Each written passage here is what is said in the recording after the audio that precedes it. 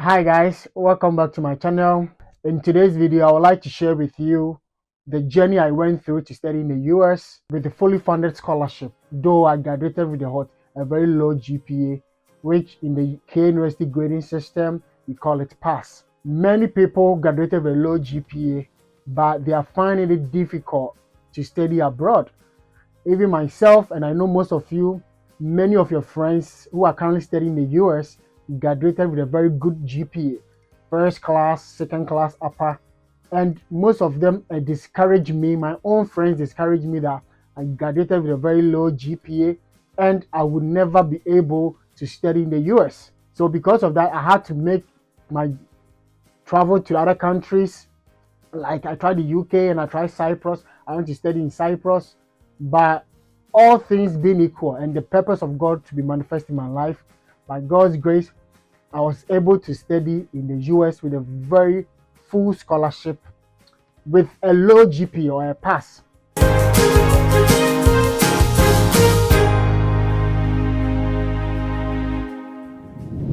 So guys, in today's video, I know most of you or you know of people who graduated with a low GPA and they are thinking they can never study in the US or any other country. Guys, I'm using this opportunity to inform you that you can do that. And also undergraduates who graduated with a D7 or E8 can also study in the US with a very good scholarship. So guys, I will taking this opportunity to share with you my experience and the journey, how I was able to secure a fully funded scholarship. And I will also take this opportunity to advise you that whatever be your grade, how low your grades are, you can make it because I was able to make it. So you can also make it and make that dream a possibility. So guys, stay tuned. My friend Barbara Aboagye, who is currently studying her PhD in civil engineering in Canada, is the one that I had an interview with. She took me through all this. I was able to explain the journey I took to study in the US with a full funded scholarship. So guys, stay tuned and enjoy the video. In today's video, I have with me Joshua Antwi-Boasiako, who is currently a scholar in the US. So he's going to share with us how he got funding and admission to study in the US. And contrary to popular belief, where scholarships are meant for people with first class or second class upper, Joshua has defied the odds. He had a bachelor's, his bachelor he graduated with a pass, and in today's video, he wants to show us what he did and how he did it. So if you're in this boat, stay right here. And if you have any questions, let me know in the comment section. So as usual, before we start, Joshua, tell us about yourself. Who are you? My name is Joshua Antwi-Boasiako, and I'm studying at Southern Connecticut State University, pursuing my master's degree in chemistry. Okay. In Connecticut, New Haven, Connecticut. Okay. So let's start from your background. What did you graduate with? Why did you choose that program? How did you find the school? How many schools did you apply to? How many scholarships did you get? Like, tell us your story. I did my bachelor's degree in chemistry from the Kwame Nkrumah University of Science and Technology from 2012 to 2016. And by God's grace, I was studying I did chemistry. So by God's grace, with my undergraduate research, I got a publication. Yes. That was also another factor that really, really helped me out, securing different scholarships. And after university, I did my national service with Confirmatory Teaching Hospital. And after 1 year, where we're coming from, after universities, it's difficult to get jobs to do after school. So, and I had a driver's license. So I decided, though I've already applied to several companies and I was waiting for a job offer, but I never heard of it. I never heard of any of them. So I decided to, because when I was on campus, I used to drive church buses. So I had a driver's license. So I made opportunity by driving Uber. So I was part of the first drivers who started Uber in Kumasi back in Ghana. Yeah, nice. Yeah, that's in 2017. Yeah, I think September 2017. So immediately after service in August, following my September, then I started working. I didn't stay home to join an unemployed graduate association.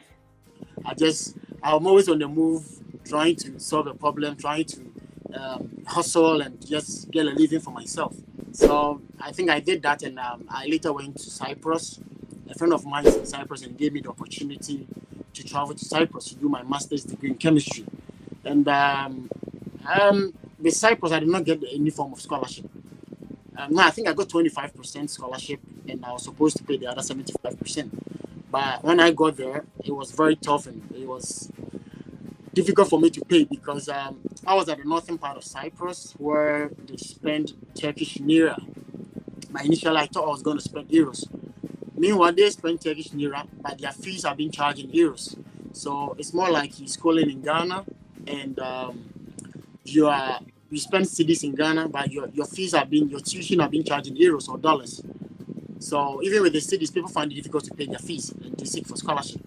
So imagine you are paying fees in euros, and as I'm speaking to you, Ghana's currency is even bigger than the Turkish lira. So it means you are paying the fees in euros will be times 2 of whatever amount if you are to pay in cedis. So it was challenging for me. So I had to just involve myself with like job, just to do a job. Even though the money I was being paid at the end of the month wasn't enough to pay for my tuition. It just paid for my bills and my accommodation and feeding. That's basically. So I decided that. So after 1 year, I couldn't continue the school because if you don't pay the fees too, they don't allow you to continue. So then I need to make a plan. So I think that time was COVID time, which is around 2019, COVID time, 2019, 2020. That's where I think that was the time period I was in Cyprus. So I was like, I have friends who are in the US, and when I spoke with some of them, they were like, try and apply to the US. Because US with chemistry, a lot of departments have funding for the chemistry. So he asked me to go ahead and do that. So I started with my research, sending cold emails to professors, telling them that I don't have a good grade, but I have a research experience. And with that, I even got a publication. So they should consider my research strength rather than my academic performance and give me a good offer so that I can come and school there. And when I was applying, I made my address like Ghana. So I decided to take my visa. Since I hold a Ghanaian passport, it's always best to take the visa in Ghana. So I applied to 5 schools or so, yeah. 1 PhD and 4 master's degree in chemistry. And I think I got 1 admission with Missouri University of Science and Technology. So, and the other university was Florida International University, FIU.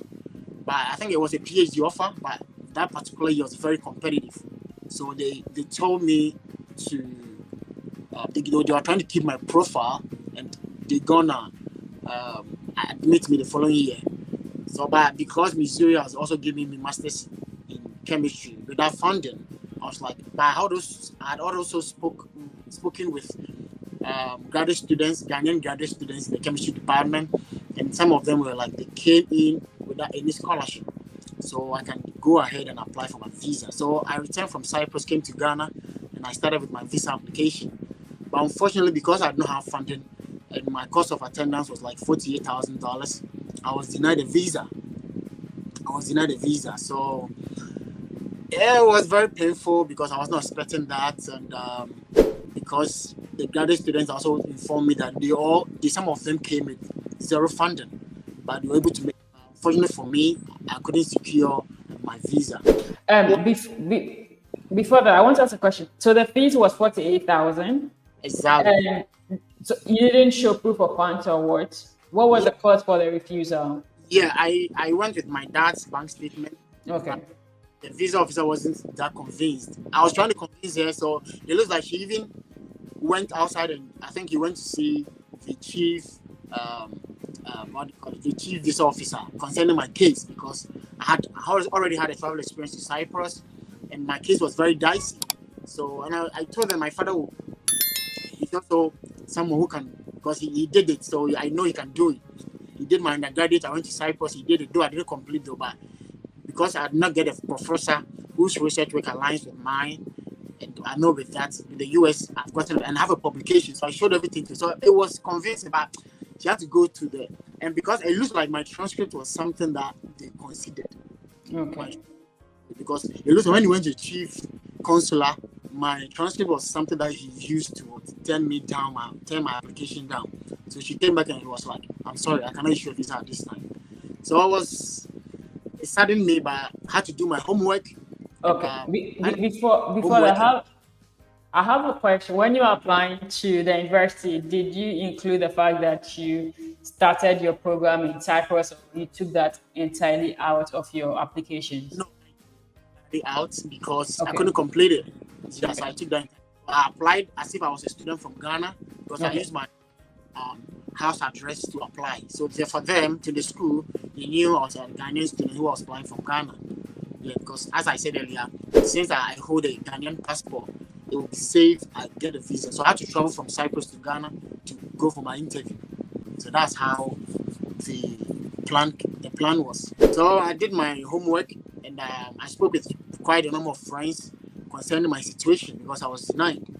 And some of them informed me that I should write a GRE since I graduated with a low GPA. They asked me to write GRE, and also they asked me to do online courses because there are certain professors who research where they inculcate in some apps or some applications that is going to help them with their research. So for me, I started with I went to Coursera, and I was doing my research to know which courses that is going to help me to also help me with my application, because if the application is not very competitive, it will be difficult to secure funding. So I started my engineering classes. I went to the Chimota Timeline Trust. That's why I started my engineering classes, and I think I did it for 3 months. So when I was denied in July, I started classes around September. So through to November, I did my engineering classes, and I wrote the engineering in December. So after I was done with my engineering exams, then I started working on online. Even though throughout the same period, I started my Python course on Coursera. Aside Coursera too, there are EDS. There's also another platform where you can get these courses. Whether it can be Microsoft Word, it can be PowerPoint presentation, it can be Microsoft Excel. All these are tools that graduate students make good use of when they are in a graduate school. So if you have a low GPA, you need to also consider getting skill in Microsoft Word, Microsoft Excel, and PowerPoint presentation, which is also going to help you in your application. So when I did that, I put all my applications together, and I did 12 schools. This is the second time I did 12 schools in all, and I think I did 5 PhD applications, and I did 7 master's applications. Just a minute, I'm a bit confused. So after you got the first rejection, the first rejection was for which school? The first rejection was Missouri University of Science and Technology. Okay, so afterwards you went back to the drawing board and you applied to a different set of schools. I did the random school application because I also code emails to professors. And some of them were like, I should go ahead and apply. Some of them did not respond to my mails. Some of them, they said they were going on retirement. So I had to just go on with the professors who were very positive with me. And some of the schools too, I was fortunate that I sent application waivers, so they waived application for me. So out of the 12 schools, it looks like I think 7 of them had waived the application fee for me, and I paid the other 5. And fortunately or unfortunately for me, I got admitted to 3 universities, and which is Southern Connecticut State University, Eastern New Mexico University, and I think Western Illinois University. Yeah, these 3 universities gave me admission without funding. So I got admission, and with all the PhD they turned my application down, and they told me that it's very competitive that particular year. So they wish me all the best in my future application. So with these schools that gave me admission, I went ahead and I sent emails again, code emails to professors that I've gotten admission.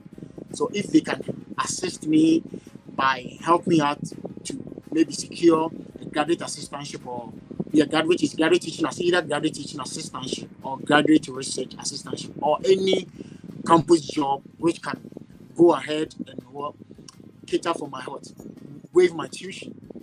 Can you explain what the graduate teaching or research assistantship is? What do they do? Why is it important for you? Yeah, so with the graduate assistantship is in two folds. Either the graduate, okay, with either in three: graduate research assistantship, graduate teaching, and graduate administrative assistantship.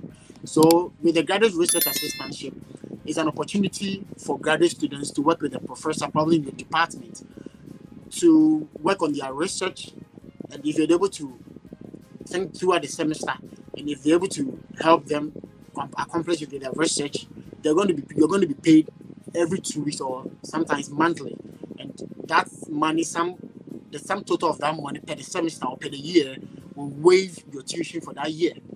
And sometimes I also tell people that it's not, because for me, I'm studying chemistry, but I got a graduate research assistant in my school. But I remember I spoke with a friend who was in I think University of Scranton. She got a graduate teaching assistantship from the biology department, since she did science and she had a biology background. So she was able to secure a graduate teaching assistantship from the biology department. So with the graduate teaching assistantship, you're going to assist the lecturer in teaching, sometimes assignments and tutorials. So probably after the lecturer is done with their class, you schedule a time with the students for less than an hour or 30 minutes.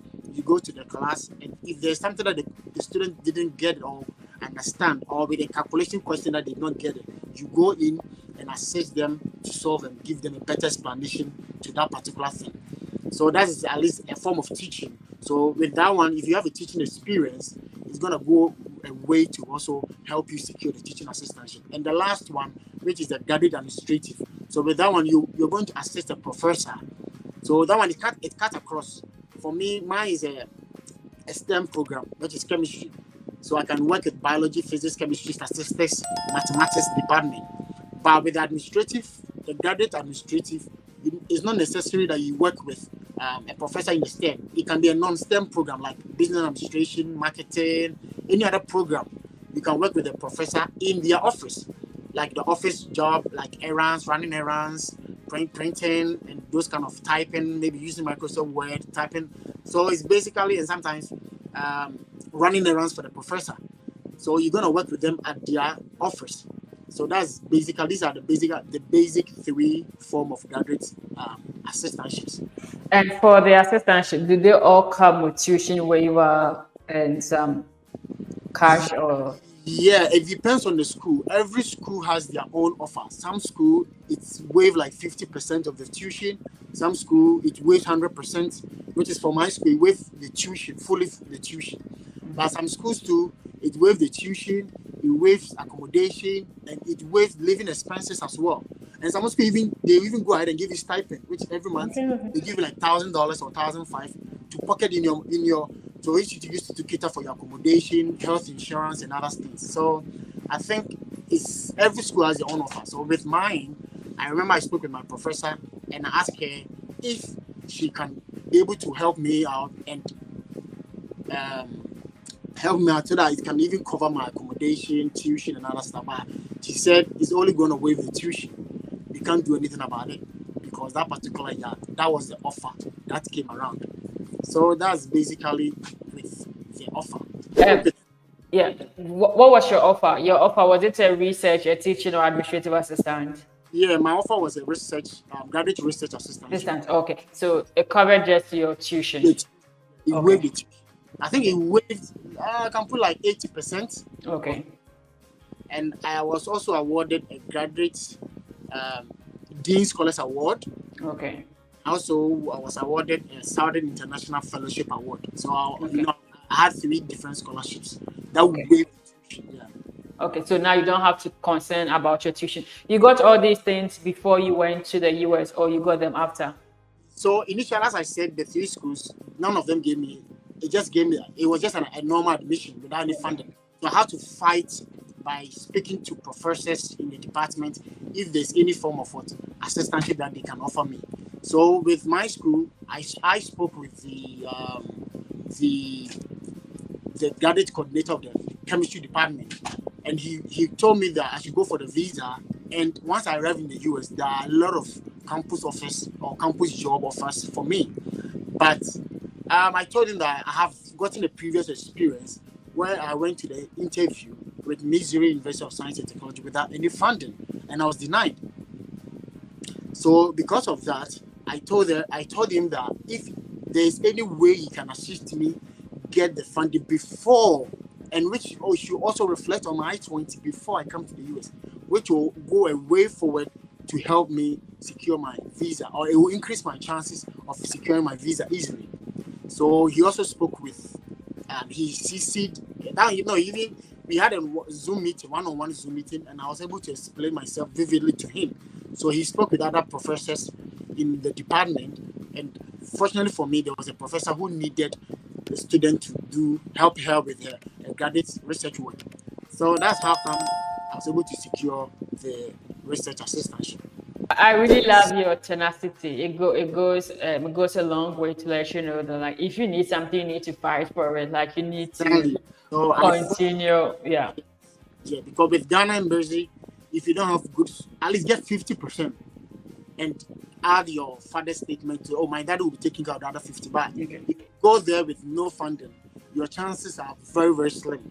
But people go there without any funding, but they're able to secure. Yeah. But many of them are able to do that. Many of the students that have coached, they were denied when they don't have funding, including myself. So the second time I had a tuition waiver, and the interview was very easy and simple. It was just good because this time I'm coming with the tuition waiver. Okay. And how much did you need to show for proof of funds? So with the second time, they did not ask me any proof of funds because it was a total tuition waiver. So she did not even ask me, though I went with my uncle's bank Yeah, so that's what I wanted to know. Yeah, because in the US, let's understand, how does the proof of fund mean? Is it only your tuition, or you need to show tuition and living expenses? You need to show tuition and living expenses. But with the embassy, they are very particular about the tuition. Okay. So that if you are, for me, for instance, because I got a tuition waiver, they were not particular looking at my uncle's statement for accommodation, because if you're going to school, you're not going to pay anything, and you are just to pay for accommodation. And if that's going to be then you're not a serious student. Okay. Yeah, so that's how they did their calculation, because most students come to the interview without any funding, 50, 25, 20. So if I'm coming with 100% tuition waiver, so they know that automatically you'll be able to pay accommodation and what? The other expenses. So they don't have any bank statement from. I don't really agree with you on that, but because maybe because before you go, your documents are already checked. So maybe just because you're assuming that they didn't check that you do have your accommodation on all, does not mean that others shouldn't do it. With my tuition waiver, my deficit was $18,000, which is my accommodation, feeding, and books, and health insurance. That was $18,000. But you see, this is an interview. I know, that's why I knew I had a deficit. That's why I went with my uncle's bank statement. Exactly. But everyone has their own way of. They don't have a particular trend. Some they check their bank, some they don't check. So I was fortunate that when I went, they did not check at all. But other visa officers would have checked it. So that's my story. Everyone has their own. Yeah, but what you are saying and what you said before are two different things. So that's why I wanted to So you need to go. So for me, my uncle had like ×3 of the $18,000 in the account. Yeah, ×3 of it, which was good. But fortunately for me, they did not ask. But anytime you're going for the interview, whether you have $1 deficit, you still need to go for with the bank statement. Okay, that's great. So you got your visa, and what's next? So yeah, I got a visa, and I started speaking with the international admissions concerning. But I think before my interview, we had a Zoom meeting for international students where we discussed the airports close to campus, and so already before I went for my interview, I knew the kind of airport that I'm supposed to get my flight ticket to. So it was Boston and JFK. So I chose JFK because I just wanted to have a JFK experience. I got a straight ticket with Delta Airline to JFK, and from JFK New York, I just took a train from JFK to Connecticut. Okay, that's good. So like we will be close enough. How has your experience been like? And also the last question is, are you also allowed to do extra work? Does your visa allow you to do extra work, or no? The only work you do is you're only allowed to do that research work. Yeah, so with the US, if you are F1 or international students, the only place you can work is on campus. Okay. Fine. For me, my situation, I was given a graduate research assistant. But when I got there, I was trying to force or fight for other offer, which can also waive my accommodation. Okay. But unfortunately, because I had a campus job, there's no way you can get an extra job on campus, though they are available jobs, but a student can't work more than 20 hours. And Okay. my research was 20 hours. I was not allowed, though they needed people to work with, but so that means I need to find a way of paying my accommodation, feeding, other stuff. Yeah. Okay. Okay. So Okay. you just you can only work on campus. You can't work outside campus. And how has your experience been like in the US? So I think initially was because I had to challenge my my academic supervisor. She was the one that was doing the research work with, and I had to challenge it because I knew I was going to find difficulties with paying off. Because I was living on off-campus apartment and paying like $500 a month, $500 a month. And I need to pay for my health insurance, books, and other stuff. So it was, for me, it was quite a challenge for me. I spoke with her several times, but she said no. For me, I spoke with everybody on campus. They said because of your 20 hours research assistant, they can't do anything. So that means I need to speak with my family to send me money to pay my accommodation. So it was a challenge for me. It was a big challenge, yeah. Though it was a tuition waiver, I was happy, but when I got here, it became a challenge. Paying of accommodation. I like your honesty, because most of the time when people is like, they don't tell you the detail. They're like, I got fully funded, but it's actually really not the case. Like, Yeah. The students who are fully enjoying with the F1 visa, they are the ones that it was fully funded and they get stipend. Yeah. Important. But once you are able to pay like $1,000 a month or $1,500, you can pay your accommodation, your bills, then still have money for yourself to feed and all that. Some of the students even go ahead and buy a car. So those who are getting stipends. So for them, I think it's good. I think it's okay. Good. They are really enjoying with the F1 visa. They are enjoying So I think it's advisable to get a side hustle so that even if you are coming with 50% and once you get here, you also need to pay the other 50%. So imagine that your sponsors are not able to send you money. Your side hustle might fetch money for you to pay for your other tuition and as well as your living expenses. So I think if you need to get something doing in your home country before you come. So Joshua, thank you very much for the session. So to finalize everything, what advice would you give to anybody who also wants to undertake this journey? Yeah, and our advice that it's about effort. It's a lot of work. If you are graduate of a low GPA, you need to put a lot of effort and a lot of money because you wasted time on campus, you did not study. So that time wasted, you need to convert that into money by, first of all, going for January classes. Even if you can add TOEFL to it, you can write January TOEFL. Or some schools do, they accept Duolingo and all that. So put in effort, go for classes, learn how to send code emails. The first thing is code emails. Send code emails to professors. Because I know a lot of people with low GPA who send code emails, but at the end of the day, they were able to secure full tuition, or some of them more than that, with professors, their research or graduate assistantship, and they are enjoying life here.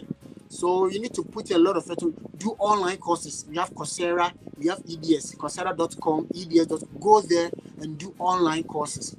Also, recommendation letters are very, very important. So for me, I graduated with low GPA, but since I got a publication, the professor that I work with, which is my undergraduate academic supervisor, she wrote a very nice recommendation letter, and she said my academic performance is not reflecting of my capabilities.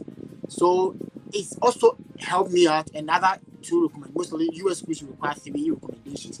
So when professors speak well of you, even though you graduated a low GPA, since they are speaking well of you, it's going to increase your chances for you to also compete and also secure your good scholarships. And so I think it requires a lot of job. And I did random applications. Don't focus on one particular state. Probably your opportunity will be in other states. So research, and I make sure if you have a low GPA, apply to schools with high acceptance rate. That's something that people don't get. So for me, I was applying to 100% acceptance, 97, 95, 80. Minimum was 88% acceptance rate. I didn't want to go below that, because if you apply to schools with a high acceptance rate, your chances of getting admission is high. And once you get admission to, you can push and search for scholarships. So I think this basically, when you're going for the interview, to get a good story, get a good story, because most people get good funding, they don't have a good story, they go and they are being denied. So getting a good story also increases your chances. So I think all of this together will help you to secure and make your American dream a possibility. Thank you very much, and I'm really grateful. So Joshua also has a YouTube channel, so check him out. I've left the link in there. You can see it on the screen. It's called JC Consult. So just put it on YouTube, JC Consult, and go listen to him. So Joshua, thank you very much. I'm really grateful for agreeing to do this, and I'm wishing you all the best. Very soon we'll hear that you have the green card. So have a great day. And if you have any questions, just leave it in the comment section. So to hear from me again. Bye-bye. Guys, thank you for watching this video. If you are interested to study abroad, and since I'm studying I'm sharing my series, how I was able to, I'm going to post a lot of videos. So if this is something that interests you, like this video, comment and subscribe to this channel, because I have a lot of stuff in the pipeline which I would like to share with you, so that you can also study in the US. I'll also be sharing schools that are waiving application fee, so that you don't pay anything. And also I'll be sharing schools that have fully funded scholarships for people who are graduated with low GPA, and also universities that are accepting students with a low GPA. So guys, thank you for watching this space. I love you all. Bye bye.